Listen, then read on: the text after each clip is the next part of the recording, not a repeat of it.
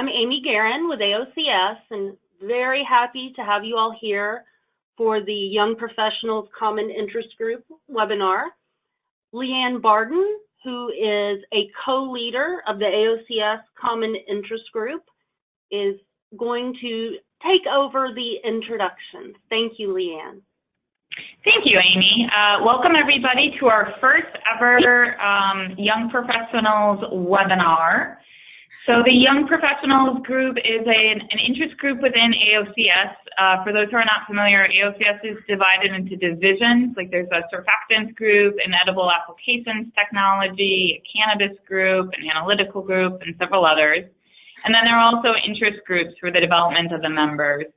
So the Young Professionals was formed a few years ago, and we're still developing and shaping it. So this is our first webinar. For those that don't know, active individual membership in AOCS is really affordable, and it gives you access to a number of tools online in addition to the annual meetings related to fats and oils.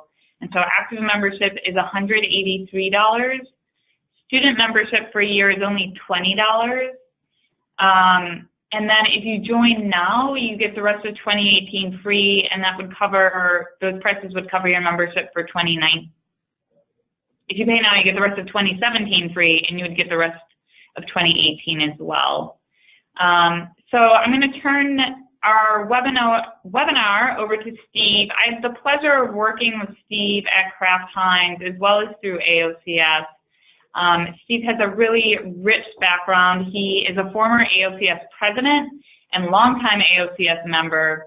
He was recently appointed Vice President of Research and Development at Marzetti, which is a Lancaster Colony Company.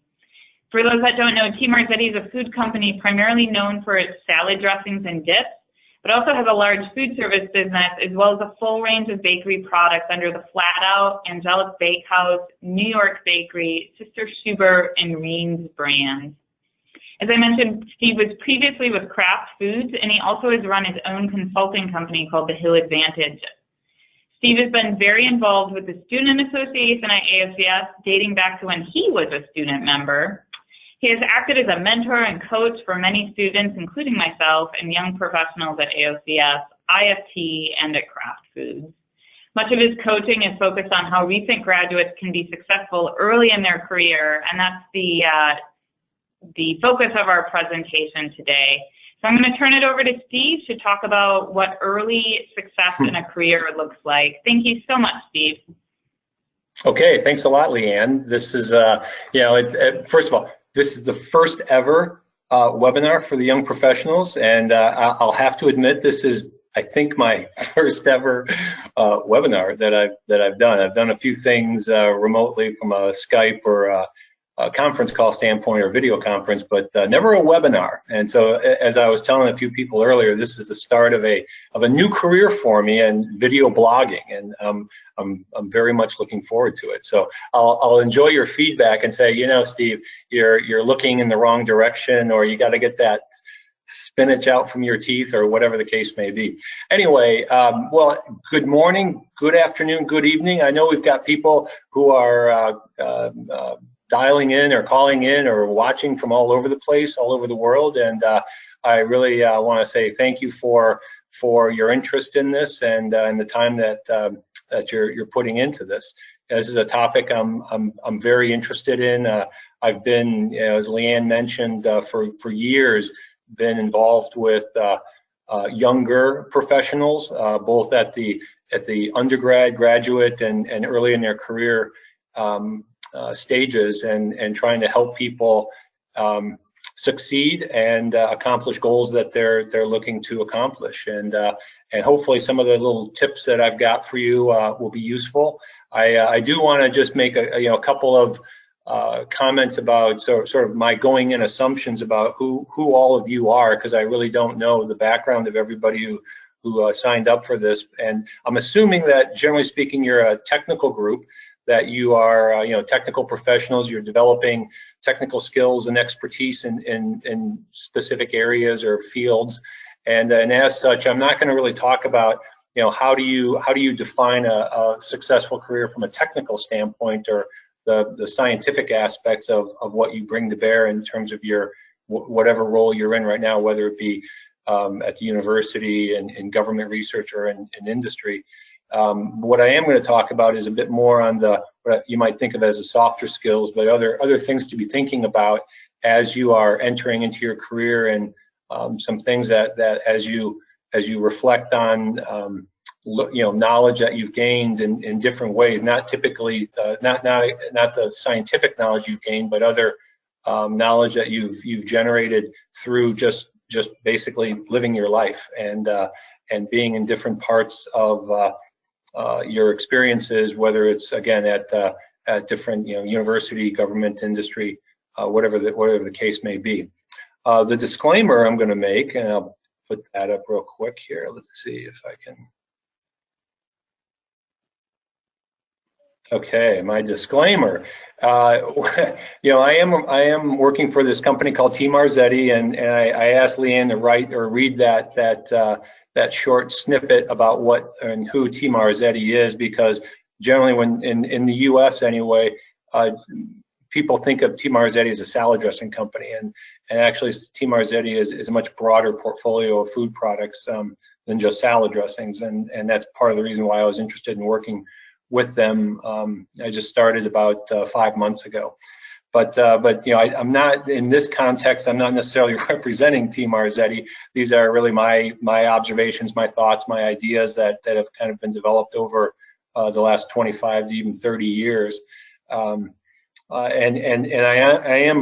also not a career coach. I am a guy who's a scientist by nature. I'm leading an R&D group right now, and have been doing that type of work for quite a while. I just enjoy talking to people about career development and personal development and professional development. And so, about I don't know, 3, 4, or 5 years ago, AOCS had different things, whether it was young professionals or the Student Association, have asked me to get involved in giving certain types of talks about how do you make the bridge from being a graduate student into the working world, or even as an undergraduate making a decision about going into graduate school or into industry, and what are some of those early things that you should be considering about how to make your jump from the academic world into industry a successful one, because there's a lot of things that you don't learn about in the university system that you hopefully you get somebody who can help you along the way, or they can guide you in the right direction, and you can pick up some things that will help you be successful early on. So let me jump into it. There's basically 3 points that I want to talk about. One is this concept of creating a brand you and building a reputation that you want. And I'll develop this idea a bit more, but you really do need to think about who you are and your name, because everything you do, all of your actions, create a reputation about how people think about you, and it could be a great reputation, it could be a not so great reputation, it could be an unintentional reputation that is being created because of the way you behave or the way you act, that you're not even really thinking that much about. And I would say you should be thinking about that, because that reputation is basically yours to own, and it follows you throughout your career. The second bullet here is around defining success, and this is kind of like maybe not obvious, but success is really defined by you, and I can't tell you what a successful career or being in a particular role or a job and what success looks like. I mean, generally speaking, as a manager, a leader of an organization, I like to look at results. You have goals and you have results, and if you have the results that you committed to in your goal setting process, then I'd say, hey, you were successful. But there's so much more to being successful than just delivering results. I mean, there are a lot of things around personal satisfaction and personal success that you should be thinking about. And when you peel back the onion and look at what motivates you, what do you feel like your purpose is, what are your values that you live by that help guide your decisions. All of those things come together to really help you understand what drives and what creates success. And then finally, developing yourself beyond today. All of you have been learning throughout your life, and you don't want to, just because you leave the university setting or you leave a particular technically focused time in your life and move into another chapter, it doesn't mean you stop learning. And being prepared to learn in different ways is very important. And I'll talk a little bit about that and give you some examples of how I've been able to think about learning in different ways beyond just the technical content that I gained when I was in the university setting. So let's talk about brand reputation. Before I do that, so I think Amy mentioned that if you do have a question, you can jump into the chat feature of this webinar and type in a question. If as I'm going through some of these different things, you're interested in looking at that or bringing forward a question or a clarification, feel free to do that. If I don't see it or if it doesn't pop up on my screen, I'm sure Amy will jump in and stop me, and we can address a particular question at the point in the as I'm rolling through this presentation. But the thing I wanted to, and I'm trying to see if I can pull up my webcam here real quick. There we go. Okay. What I wanted to, I'm sorry, I think I just turned it off. Okay, there we go. I put this slide together because I wanted to make sure everybody has an understanding of the concept of brand reputation. There are many brands on a global basis and a national basis that exist in the world, and companies spend a lot of time and effort and thought into building a reputation around their brand. And Coca-Cola, Google, Disney have, I think, done a pretty good job of doing that. A couple of other companies, Volkswagen and United, are examples of companies that I think have taken some missteps for different reasons in terms of some practices that the company was participating in, or just mistakes by employees that, unfortunately, because of the world of social media, got broadcast pretty prominently, and as a result impacted brand reputation. And so when you think about your brand and who you are and your name, you need to think about your reputation. You need to think about how what you do really on a daily basis impacts your reputation and how you're perceived by others. AOCS and ACS are two organizations that obviously all of us are familiar with, that also think about their reputation. AOCS, I've been a member for I think 30 years or so. AOCS has always been very concerned about its technical reputation. We try to do as good a job as possible in maintaining a very, very high reputation around the technical merits of AOCS, as does ACS, the American Chemical Society. And once you start doing things that affect that reputation in a negative way, sometimes it's very difficult to get it back. For those of you familiar with the Volkswagen situation, where there was some actions by some very key people in the company that were fraudulently representing some results around emissions.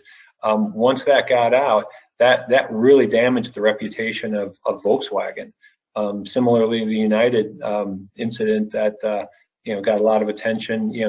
It could have been any airline that had just one or two employees that made poor decisions, but they were not necessarily properly trained. But that impacts reputation, and it's something that, as you think about who you are and what you do, and I'm trying to advance this. Let me see if I can get this. You need to be thinking about the brand. And I say you, and you can fill in your name in that you. This is as you begin your career. It doesn't matter if you're in academia, in government, in industry. How people perceive you and see you in what you do is important because it starts establishing who you are. And it's really up to you to build it, manage it, and own it. And I've got 4 what I call the Hill rules that I've often talked to younger professionals that are either in a group that I'm managing or just people that I work with. If I see them doing things that I think, you might want to rethink the way you're doing that, because there might be a better way to express yourself or to communicate what it is that you want. Let me just give you the quick context here is, again, I'm assuming all of you are more or less scientists. All of you deal with a lot of technical information, and that this is not a group of marketing people or business people that don't necessarily have a science background. And with that context, what I have found over the years is, and I would include myself in this, is that what I bring when I'm trying to influence somebody or I'm presenting information to an audience, generally, I want to bring what I call the steak, and that's the meat, that's the data, that's the information that's important to make a particular decision, or the data that I'm trying to use to influence an individual or a group of individuals to think a certain way about something that I've generated data and information about. Now, when you cook a steak, as I'm sure everybody is familiar, even those vegetarians know what I'm talking about. When you cook a steak, you've got the steak and then you've got the sizzle. And the sizzle is what really gets you anticipating that steak and how great it's going to taste. Generally, you hear about sizzle from a business standpoint in terms of all of the flashy bells and whistles that you would put into a presentation that make it look just absolutely outstanding. And again, I work with a lot of marketing people and have over my career, and they will always tell me that they've got to put more sizzle into their presentation. And usually they do that when they're light on relevant information. They make it look really pretty because they don't have a lot of meat to what they're presenting. And they always try to get the R&D people to come in and add content from a steak standpoint. So they really want the steak and the sizzle, but sometimes you can't really always get both of those. And what I'm trying to give you in this rule number 1 is, as a technical person, focus on the steak. Don't try to make your presentations overly flashy. Go to the heart of the matter in terms of your data, and be very clear and simple in some respects about what it is you're trying to communicate. So that's rule number 1. Bring the steak, not the sizzle. But if you can have both, that's great. The second rule, and again, as scientists, and in particular for those that have gone on to get a PhD, which many, you'll hear people talk about that as piled high and deep, which means that as you see this cow standing on a big pile of manure, you can often get wrapped up in the sort of a scientific arrogance that is not necessarily always needed in certain situations. But PhD or scientists who have a lot of information, a lot of knowledge in a particular area, generally like to talk about it. And you know what? The fact of the matter is, you don't always need to go deep into certain things when you're trying to make a point. You go deep enough. And at the same time, there's going to be times when you get into situations where you really don't know the answer, and you need to be able to say, "I don't know."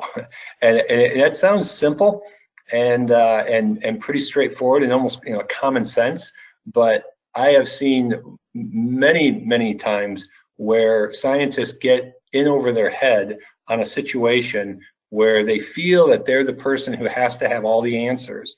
The fact of the matter is, you don't. You don't have to have all the answers. What you want to have is, you want to have an idea of how to get the answers, because that's the whole premise around experimentation. You may not know the answer, but you have a good approach to find the answer, and you always want to take that. But using those words, "I don't know, but I'll go find the answer," is a very important approach to be taking when you're that quote unquote expert who's going to be trying to deliver some information. Anyway, and finally, I'd put be humble. You know, scientists, like I said, like to talk science. They like to talk about the areas of expertise that they have. But I would say, generally speaking, you want to be humble in terms of what you know and what you don't know, and don't try to pretend that you know more than you really do. Rule number 3 is around collaboration. You don't want to be a Lone Ranger. I don't know how many of you remember the Lone Ranger and Tonto, and you know, this is, I think, 1960s when Lone Ranger TV series was coming out, and I caught a lot of these reruns in the 70s when I was, you know, kind of in that age where the Lone Ranger was a big deal. But you don't want to be a Lone Ranger when you're working. You know, collaboration is key to everything. You know, scientists generally work individually, independently, but I can tell you, having multiple smart people working together versus one smart person working together is a huge multiplier, and is more than likely going to get you to where you want to be in terms of advancing against a particular set of goals or initiatives versus just the individual or the Lone Ranger. You know, and then being able to collaborate across different functional groups is even more important. So being able to work with people who are not necessarily in your discipline, but as a team can collectively advance an initiative much more effectively than an individual. And then this last rule, I think the title stands for itself, or says a lot. This is really about, you know, you want to be the person who's building the reputation of being the person who's going to be helpful, the person who's going to be able to be the sought out team member. You know, the fact of the matter is, in any large, even small workplace, you're going to have a few of the people who aren't all that fun to work with. You know, and quite frankly, they're going to be jerks. They're going to be a few assholes in the group. And the question is, how do you work with them, and how do you not be that person?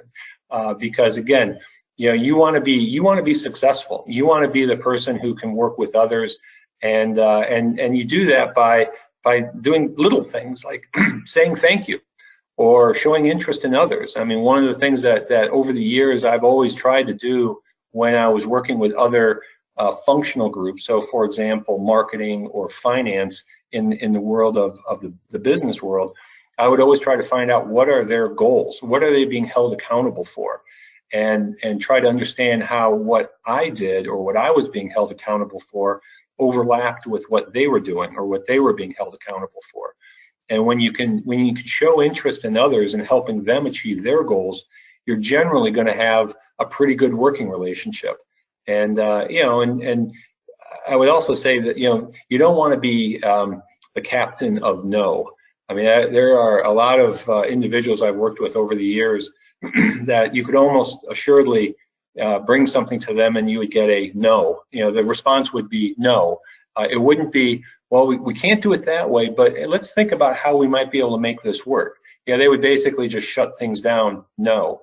And you don't want to be that person who's viewed as captain no. You want to be the person who could, maybe you've got the reality check on, this isn't likely to be successful, but maybe we can do it a different way to achieve what we need to achieve. And you know, that all goes a long way in being viewed as a person who basically makes things happen, who's somebody who you want to seek out and work with, versus the person who you want to say, yeah, that's the last person I want to work with, and the person that you want to avoid. So here are 4 rules that, you know, I've found, generally speaking, that if you can kind of keep these in mind as you go through your, you know, your week, your month, your years in the establishment of your career, you know, these are going to be very helpful in helping guide through some decision-making processes that you're going to have to make. Okay, now I want to get into something, a little bit of some personal disclosure here about me and how I've thought about things like motives, purpose, values, and how it's helped me guide myself through my career and in some respects through my life. You know, first of all, you know, again, going back to what I brought up early on, and that is success is defined by you. You know, I can't tell you what success is or what it looks like for you. I mean, you know, a lot of times in companies and even you know, obviously universities and government, in research environments, you're going to have metrics, you're going to have goals, things that are set out for you to go and achieve, that then is one measure of success. But for you personally, success can only be defined by you. And I've found it very useful to, again, this is not something I just sort of came up with. This is over years, decades, in fact, where I've thought about, why do I do what I do? Why do I like to do what I do? What is my purpose in doing all of this? And then stepping back and saying, what is my value system? What do I value? And I can tell you, a big question for those of you in different industry, working for companies, you need to think about, what are the values of the company I work for, and what are my personal values? And do those mesh together, or are they at odds with one another? For a lot of people who don't really enjoy what they're doing in their work life, it's probably at the root is because your values and your company values don't align with one another.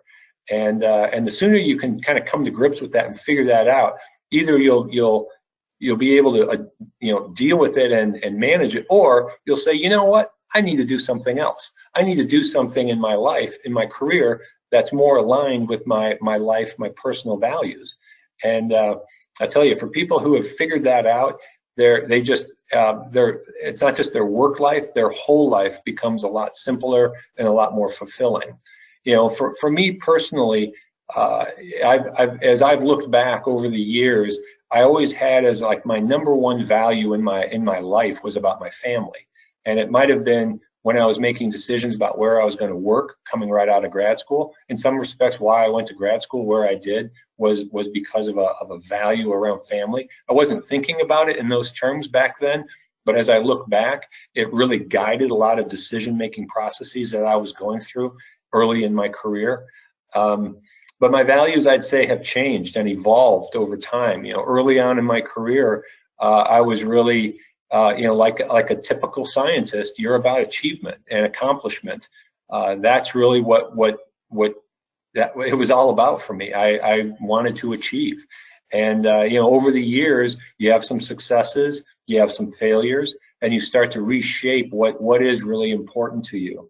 And as I became more of a manager in a lot of different things, both in my career at Kraft Foods, but then also in other volunteer organizations like AOCS and other nonprofits, I found that things like trust and friendship became much higher up on my scale of what's important to me and what I seek out, versus other things that earlier in my career were more important to me. I mean, security. I worked for Kraft for over 20 years, and I had plenty of opportunities to go to other companies, but I never did, partly because my whole family was in the Chicago area, but also partly because there's a security aspect of working for a company that you know and trust, and the unknown doesn't feel quite as good. So you make a decision based on that. I've got some pictures of my family here.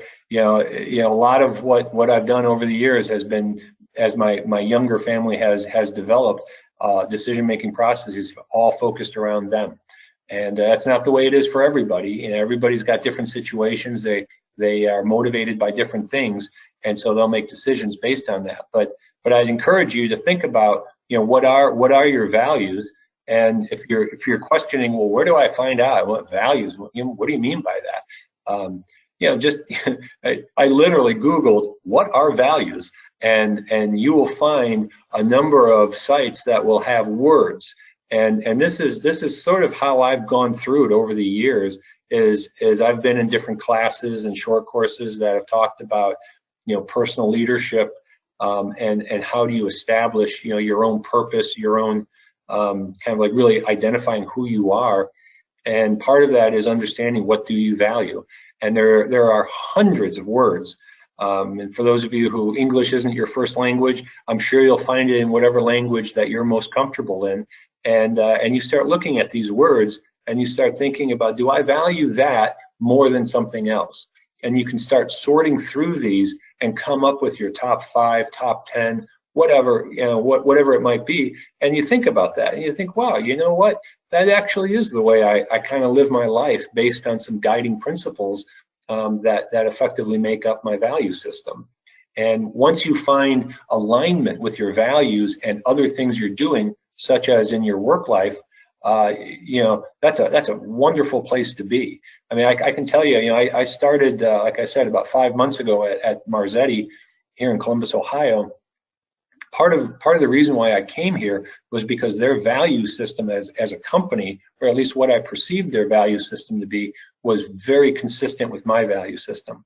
And there were a number of roles over the last several years that I've decided to take a pass on, because I didn't feel where I was in my life and my career and where my values were, it didn't mesh up with what that new opportunity was. So in effect, I was making decisions on career and family based on my value system. So it definitely pays out in terms of helping you make decisions from a career standpoint, and I think helps explain why you think perhaps the way you think about certain things. And yeah, this is just a little pause point to say this is pretty heavy, deep stuff, is what I like to refer to it as, and it does require a lot of thinking, and it's not something you can just do on a Saturday morning and go, well, glad I did that, got that one accomplished, check the box on that one. This is something that really does take time to think through over, really, for me anyway, it was over years. And but once I started spending more time on this and kind of going back to it, it did help me clarify some things about why I was doing what I was doing. And going back to the comment I had about purpose, I'd say just in the last probably 5 to 8 years, I think I've really had a much better understanding of what my purpose is. And when I say talk about my purpose, you could say my purpose in life, my purpose in the work life.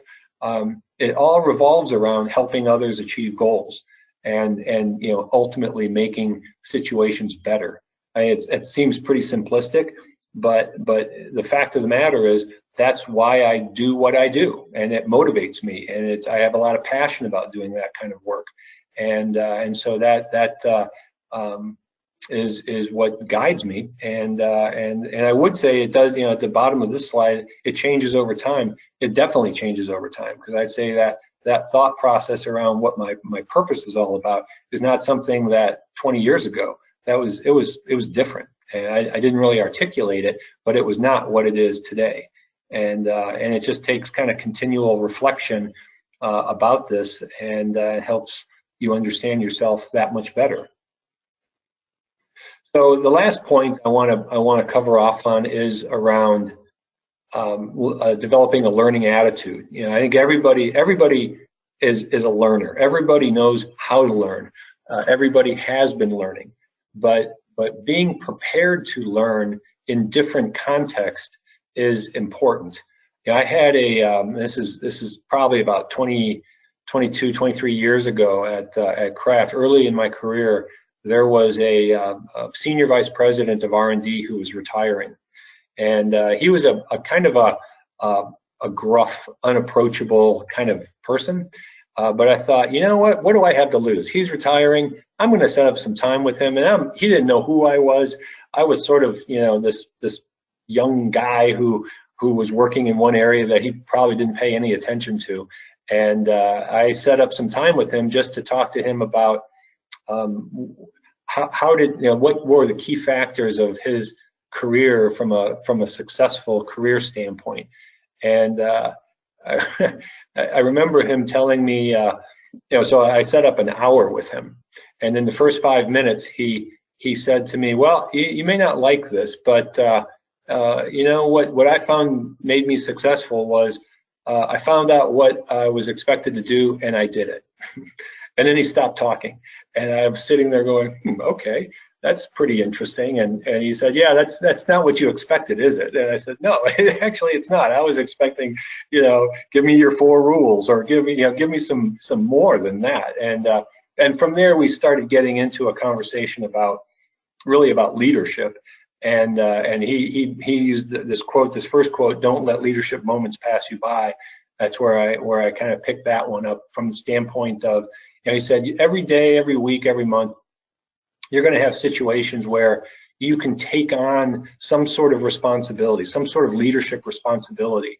And in that moment, when it comes your way, if it's something that you have to go out of your way to say, yes, I will take that on, I will do something about that, you have to be prepared to do that. There's other times where leadership moments will pass you by and you don't even realize they're passing you by. But in fact, they came, you missed it, and they went on, and somebody else perhaps took that opportunity to drive or develop leadership skills, or to be recognized in some way as leading some sort of initiative. So his point was really, pay attention and understand what's your environment and what is being expected of you, and then when you can go above and beyond that, do it. And similarly, I would say don't let development moments pass you by. I mean, there are many times when you look at situations and you wonder, could I have done that better? Or maybe I could have done that differently. But you don't really, then you kind of, it comes and it goes. And if you had spent a little bit more time reflecting on that, or even talking to somebody about, hey, do you think I could have done something differently? Or if I had collaborated, or if I had presented differently, or if I had communicated differently, could I have done a better job in what I was trying to do? And you know what? A lot of times you'll get feedback and say, yeah, you might want to try this approach or that approach. But if you don't spend the time reflecting on that and being ready to acknowledge the fact that there was an opportunity for improvement, then you just missed a development moment. And you don't want those to pass you by, because that's really how you learn and get better at what you want to do. Now, maybe it's things, I also find people don't spend the time trying to develop things they're not interested in.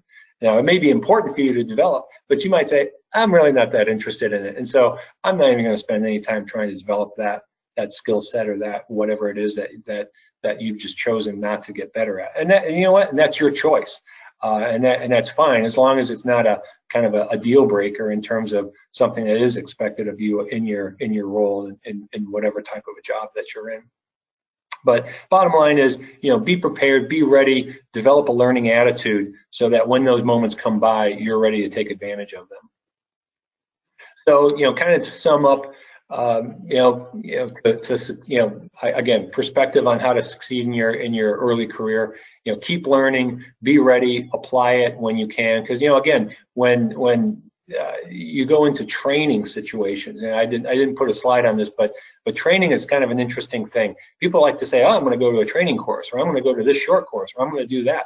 Well, if you're not applying that in your role, or if you're not somehow taking action on what you're learning pretty immediately, you're going to forget it. You're going to lose it. It's going to come. It's going to go. You need to be thinking about, how am I going to apply that? Create that environment where you're going to apply what you're learning. Second bullet point: build your brand. Find mentors. Talk to people about perspective on how you're being perceived. I mean, I used to always go and do a 360 feedback about every 2 or 3 years for myself. I mean, I would actually ask people to give me feedback on how I'm being perceived, because the way you think you're being perceived and how you're actually being perceived could be very different. And the sooner you recognize that and find that out, the sooner you can address that. Now, if it's a situation where you're being perceived, you think you're being perceived not so great, and people are going, no, you're great, we love what you're doing, you are a rock star, then you're going, oh, I'm doing something right, I'm making a difference. But if it's the flip of that, you think you're the rock star, and everybody else says, I really don't need you on my team, or I don't really seek you out for anything, for any particular purpose, then you should think about, well, why is that? What can I do about that? What are some of these things that I am doing that I need to stop, or I need to change, because you just don't want to reinforce that negative reputation that you are perhaps creating. So the sooner you can find that out, the better you are. And then finally, understand yourself, your values, your motives, principles, purpose, I wouldn't say you try to tackle all those things, but just think about that stuff. Think about what is, your value system, because I think, once you're honest with yourself, your ability to develop yourself is that much easier.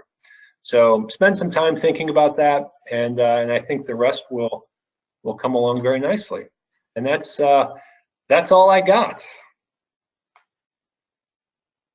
Wow, Amy, that was still there? That was wonderful. If anyone has questions for Steve, you can write them in the chat bar, and they can be relayed. So far, we don't have any questions, but I do want to thank both Steve and Leanne for spending this time with us. And I think no matter what career path you've chosen to take or hope to take, that this webinar will be invaluable for that. So still open for any questions.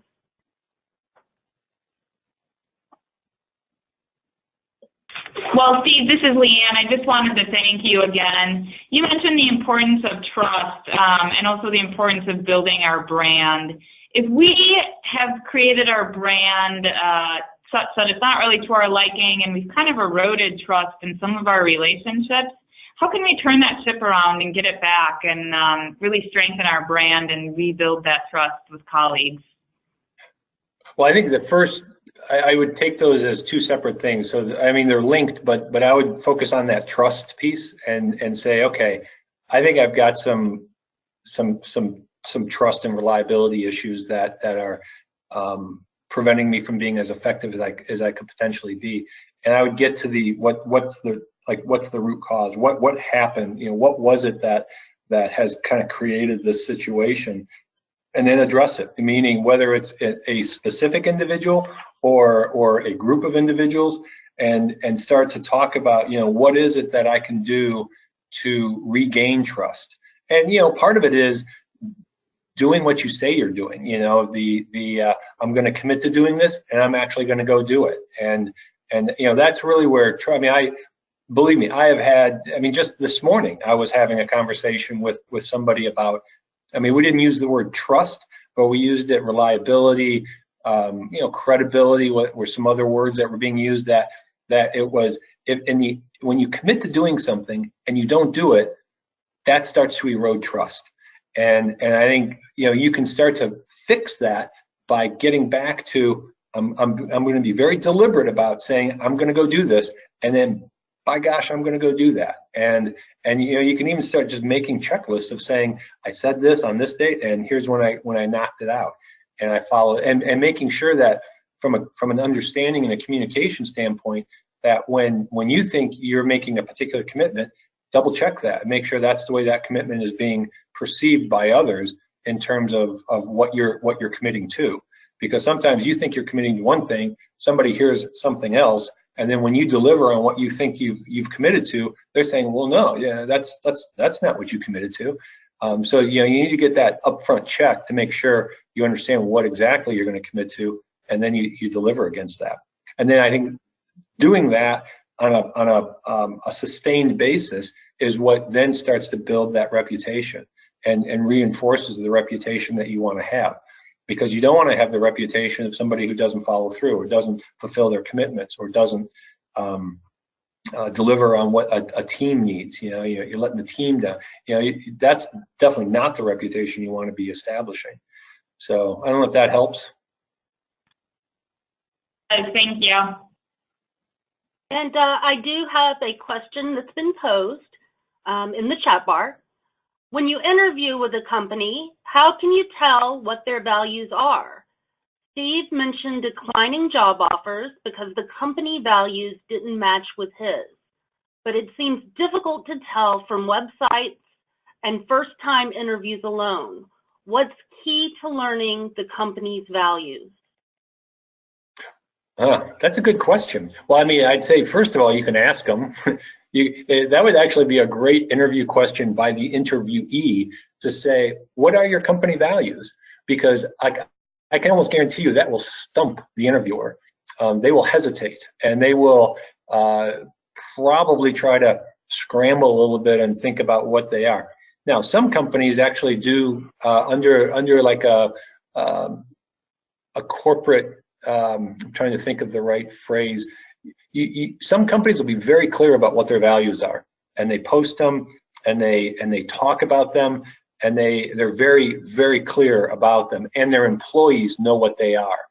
And it's not something that would be confusing for them. Many other companies do not. They do have values that they've somewhere developed, but they don't talk about them, and in fact, they probably don't live them. And that's something that you will see in terms of their behavior as a company. So, part of when I was saying that I've made choices about values that I believe companies demonstrate, or even though they say they adhere to certain values, you see their behaviors and how they operate as a company, and you can clearly see that they're not living according to what they say their values are. And so a lot of what I interpret, what I feel the value system is in a particular company. And in many cases, I know people who work at these companies, and just in talking to those employees, I find out about what the reality is of, do companies value work-life balance? Do companies develop their employees? Do they value development? Do companies support, I'll use AOCS as an example. Do companies support employees to go to scientific and technical meetings? I mean, they may say yes, but then when you say, well, how many did you send to, I don't know, ACS or IFT or AOCS or AACCI in the last year? And they go, oh, well, we didn't. Well, why? Well, we didn't have the budget. Well, then, if you don't have the budget to send people to technical meetings, your scientists to technical meetings, that means you probably don't support that. And that says something about your valuing science and valuing technical depth. And personally, I again, at this stage of my career, I don't necessarily want to go to a company that, on one hand, says they value that, but then on their behavior is that they don't value that. And so again, you make judgment calls on what you think a company really is all about versus what they may publish. But I will say there are companies out there that are very clear about their values, and I believe they live up to them. Thank and you. Marzetti is one of them. I've seen it, and everything I believed going into the company, it's coming through. And so it's not surprising me in the wrong way. It's reinforcing what my belief was going into it. Thank you. And we're running to the end of our time, but if everyone will bear with us, we'll take the one last question and then we'll be done. So just one more question. What are some key factors in handling a job loss as a result of a merger downsizing? How do you get back on your feet to find another job? It's a good question. I would say that, first of all, I wouldn't, well, it's easy. This is easy for me to say. It's difficult, and depending on what the person's situation is, but I would say I would take time to step back and think about what you really want to do next. And by that, I mean, you left a role that you were in at the previous company, and that's how you were thinking about, that's what you did. But I can tell you, when you start opening up your set of options for what's next, and not being as constraining about, well, it's got to be this type of a job, you will find that there are an unbelievable amount of opportunities out there. Now, location, job type, I mean, there are constraints that you could place upon this sort of next phase of your career. But I would definitely step back and just think about your inventory of the skill sets that you have that you will bring to bear on that next role that you go into. And that's where you want to spend some time thinking about that, because when you go into an interviewing situation, you want to talk about this. You want to talk about how you've really thought through where you can add value. And it's not specifically defined by what you have been doing most recently. In that particular context, you are using certain skill sets for that particular situation. but that doesn't mean that's the only situation you can apply those particular skills that you've developed over the years, and you want to think more broadly about it. And I would also say, something that I believe scientists have demonstrated in their academic and in their early career is the ability to learn. Part of the reason why I really enjoy interviewing and hiring graduate students as opposed to just undergraduates is a graduate student has demonstrated the ability to go through a particular rigor and the ability to learn and apply that learning. And those are the kinds of things you want to talk about when you're in an interviewing situation, that you have learning agility. You have the ability to go into different situations and apply your skill sets. By nature, I think scientists are generally problem solvers, and many of the types of roles early in your career that you'll be put into is to help solve problems, and being able to talk about that in very meaningful ways and using examples and telling stories about how you've done this in different situations goes a long way in an interviewing process. Great. Well, again, I just want to thank our presenter, Steve Hill, as well as